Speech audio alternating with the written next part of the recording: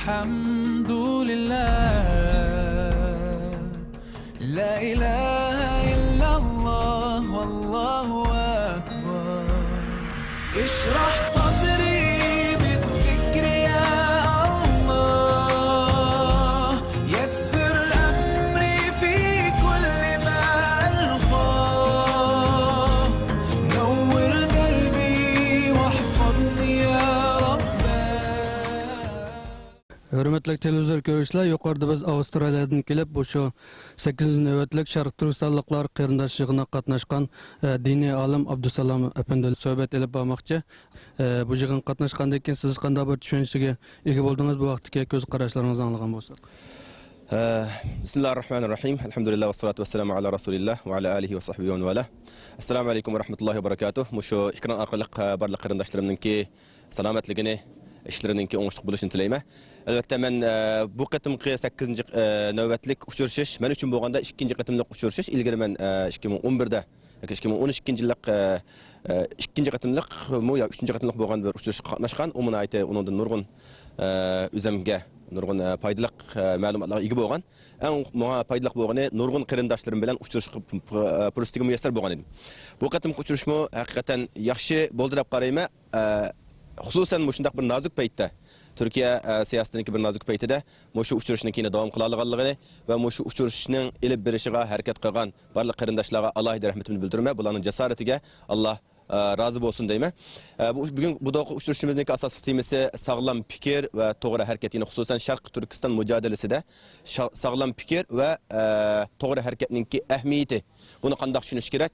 Sog'lom fikrning o'rnini qayerdan olishimiz kerak? Buni avlodlarimizga, Sharq Turkistonliklarga qanday tushuntirishimiz kerak degan mavzuda muhokama yig'in ilib berildi. Buningki boshlanishdan boshlab hozirga qadar qizg'in, yaxshi bir nimada muhitda ilmiy muhokamalar, nutqlar va olimlarimizninki va shu har o'xshamagan fikrlarni o'ttirib qo'yish orqali hammamizninki ilmiy boyligi ve düşüncemizdeki terakki qilganligini his qildim ve xususan o'zim shaxsan bundan yaxshi bir manfaat, yaxshi bir huzurga erishdim deb qarayman. Bu yığın bugün 2. günge qadam qo'ydi. Siz bu yığından nimalarni kutsiz, ya'ni qanday bir natijaning o'tirib chiqishini orzu qilasiz? Buni xuddi shu bosh temasi bo'lgan sog'lom fikr va to'g'ri harakatni asos qilgan bu mujodala, bu Sharq Turkiston mujodalasi haqida to'xtalgan bu yig'indan birinci qilib mushu teminingki mushu yilda mushu vaqtga eng yaxshi tanlanganligidan baxursam bo'ldim. Bununga ait bo'lgan har xil fikrlardan mushuni 2 nuqtani asos qilgan muzokaralar, muhokamalar bo'ldi. Bu yaxshi ketyapti.